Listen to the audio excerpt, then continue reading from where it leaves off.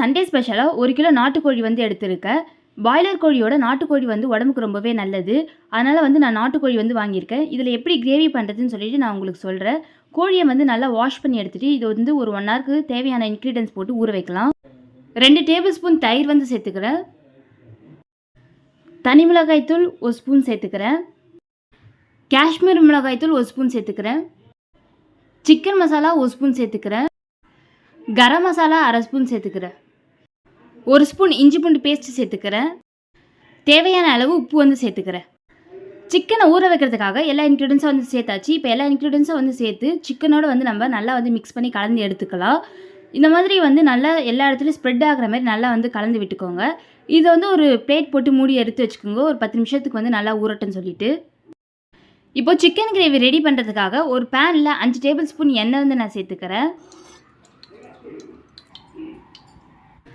தாளிக்கிறதுக்காக ஒரு இலை, 1/2 ஸ்பூன் சோம்பு, கொஞ்சோண்டு பட்டை, ஒரு 4 கிராம்பு வந்து எடுத்து வச்சுருக்கேன். இதை வந்து நம்ம எண்ணெயில் போட்டு நல்லா பொரித்து எடுத்துக்கலாம்.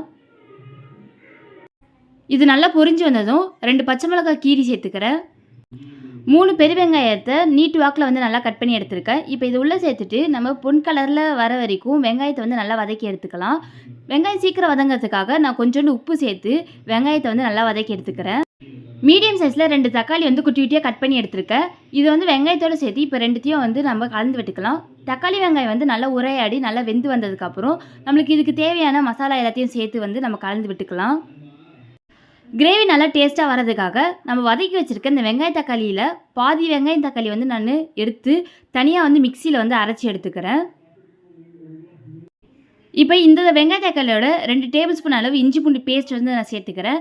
இஞ்சி பூண்டு பேஸ்ட்டு சேர்த்துட்டு கைவிடாமல் கலந்துகிட்டே இருங்க. அப்படி இல்லைனா வந்து உங்களுக்கு அடிப்பிடிக்க ஆரம்பிச்சிடும். அதனால் இஞ்சி பூண்டு பேஸ்ட்டு சேர்த்தா மட்டும் எப்போவுமே வந்து கைவிடாமல் கலந்துகிட்டே இருங்க.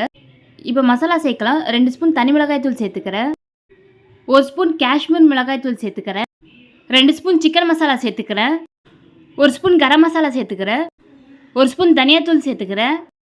டேஸ்ட்டுக்காக 2 டேபிள் ஸ்பூன் வீட்டு மிளகாய்த்தூள் வந்து நான் சேர்த்துக்கிறேன். தேவையான எல்லா மசாலாவும் வந்து ஆட் பண்ணியாச்சு. இப்போ வந்து மசாலா எல்லாத்தையும் வந்து நம்ம கலந்து விட்டுக்கலாம். இது வந்து கொஞ்சம் கொஞ்சம் தண்ணி வந்து சேர்த்துட்டு மசாலா வந்து நல்லா வந்து நான் கலந்து விட்டு எடுத்துக்கிறேன். நான் வந்து வெங்காய தக்காளி நல்லா வதக்குனதுக்கப்புறம் அதுலேருந்து பாதி வெங்காய தக்காளி வந்து எடுத்து மிக்சியில் வந்து அரைச்சி வச்சுக்கிறேன் அப்படின்னு சொல்லியிருந்தேன்.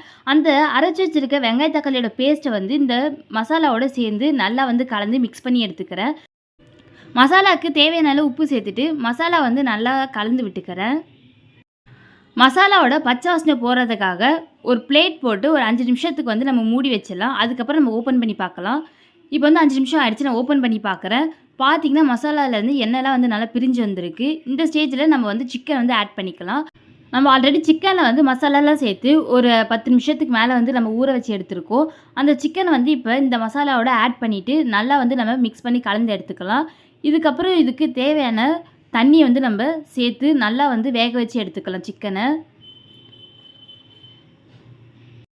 கிரேவி வந்து எந்த அளவு திக்னஸாக வேணுமோ அந்த அளவு வந்து நீங்கள் பார்த்து சிக்கனுக்கு தேவையான அளவு தண்ணி வந்து நீங்கள் சேர்த்து நல்லா வந்து கலந்து விட்டுக்கோங்க. இப்போ சிக்கனுக்கு தேவையான அளவு உப்பு வந்து நான் சேர்த்துக்கிறேன். ஆல்ரெடி வந்து நம்ம மசாலாவுக்கு தேவையான அளவு உப்புலாம் வந்து சேர்த்துருக்கோம். அதனால் சிக்கனுக்கு மட்டும் நான் இப்போ வந்து சேர்த்துட்டு நல்லா வந்து கலந்து விட்டுக்கிறேன். இப்போ வந்து ஒரு 20 நிமிஷத்துக்கு வந்து நான் பிளேட் போட்டு மூடிடுறேன். அடிக்கடிக்கு வந்து இந்த மாதிரி பிளேட்டை வந்து திறந்து நம்ம சிக்கன் கிரேவியை வந்து நல்லா வந்து கலந்து விட்டுட்டே இருக்கலாம். ஒரு 10 நிமிஷம் ஆகிடுச்சு. நீங்கள் 5 நிமிஷத்துக்கு கூட கலந்து விட்டுட்டே இருங்க. சிக்கன் கிரேவி வந்து நல்லா ரெடி ஆகிடுச்சு. இப்போ வந்து நான் ஸ்டவ் வந்து ஆஃப் பண்ணிடுறேன். பாருங்கள் நம்மளோட சிக்கன் கிரேவி வந்து எவ்வளோ நல்லா வந்திருக்கு சொல்லிட்டு கொஞ்சம் நேரம் விட்டிங்கன்னா உங்களுக்கு நல்லா திக்னஸ் ஆகிடும். லாஸ்ட்டாக வந்து கொஞ்சோண்டு தேங்காய் பால் வந்து நான் சேர்த்துக்கிறேன். தேங்காய் பால் சேர்த்துட்டு நல்லா வந்து மிக்ஸ் பண்ணி கலந்து எடுத்துக்கலாம். நல்லா வாசனைக்காக நான் லாஸ்ட்டாக வந்து ஃபைனல் டச்சாக கொஞ்சோண்டு கொத்தமல்லி வந்து நல்லா தூவி விட்டுக்கிறேன். பாருங்கள் நம்மளோட சுவையான சிக்கன் கிரேவி வந்து ரெடி ஆகிடுச்சு. நாட்டுக்கோழி சிக்கன் வந்து உடம்புக்கு ரொம்பவே நல்லது. நீங்களும் வந்து உங்கள் வீட்டில் ட்ரை பண்ணி பாருங்கள். தேங்க்ஸ் ஃபார் வாட்சிங்.